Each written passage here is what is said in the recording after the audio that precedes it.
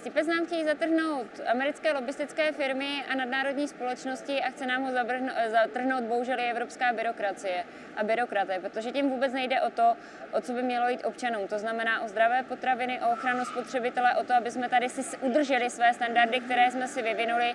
A já pevně věřím, že nám tihle lidé TIPEZ nezatrhnou a nezatrhnou nám ho právě proto, protože tady máme vás a vaši podporu potřebujeme proto, aby se tady ty věci přijímaly tak, jak je chtějí občané a ne tak, jak je chtějí byrokraté či zlobované nadnárodní společnosti.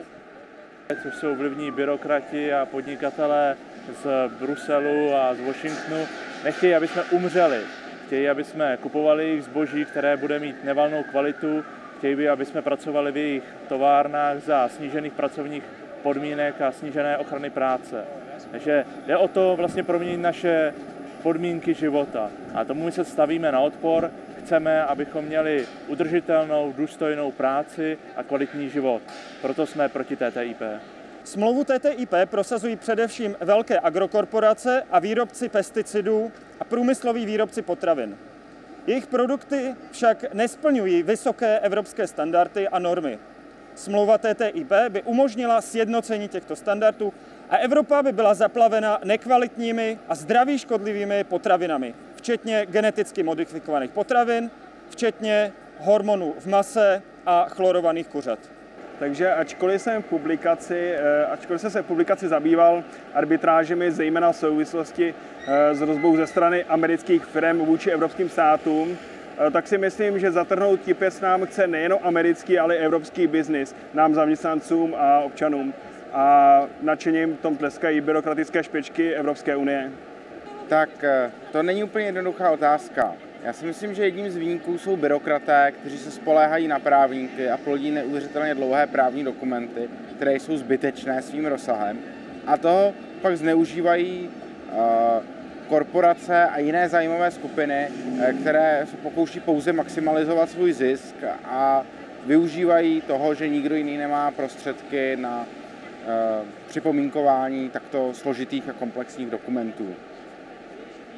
TTIP je pre mňa symbolom amerikanizácie, to znamená amerického modelu, ktorý je ďaleko liberálnejší v ekonomike, ako je ten európsky. A tým pádom môže ohroziť nielen tú kvalitu pracovných miest, ako máme v Európe, to znamená sociálne práva našich občanov, ale môže ohroziť aj de facto zamestnanosť, lebo americké firmy budú konkurovať tým európskym s tými svojimi nižšími štandardmi a pre zamestnanosť v Európe to môže byť problém. Ďalší problém, ktorý prináša TTIP, je menšia ochrana našich potravín a to môže byť veľký problém, najmä kvôli GMO a kvôli rizikám, ktoré GMO prináša. Nehovoriac o tom, že viacero výrobkov v USA, potravinárskych výrobkov, je tvorené prostredníctvom rastových hormónov, čo opäť zvyšuje možnosť rakoviny a podobne.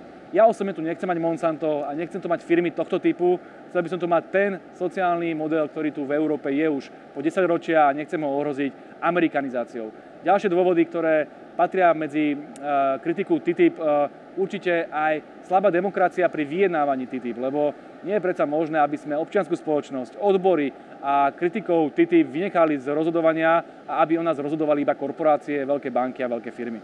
Čiže odmietam TTIP ako spôsob oslabovania demokracie, oslabovania národnej suverenity a to je úplne najhoršie. Klauzula ISDS, ktorá v TTIP je obsiahnutá, môže v konečnom dôsledku urobiť zo štátov iba máchule na mapách.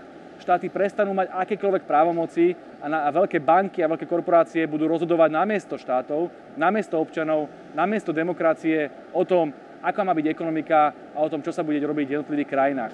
Pre Európu je TTIP ohrozením jej sociálneho, zeleného aj demokratického modelu a preto TTIP považujem za veľké nebezpečenstvo a sám osobne ju odmietam.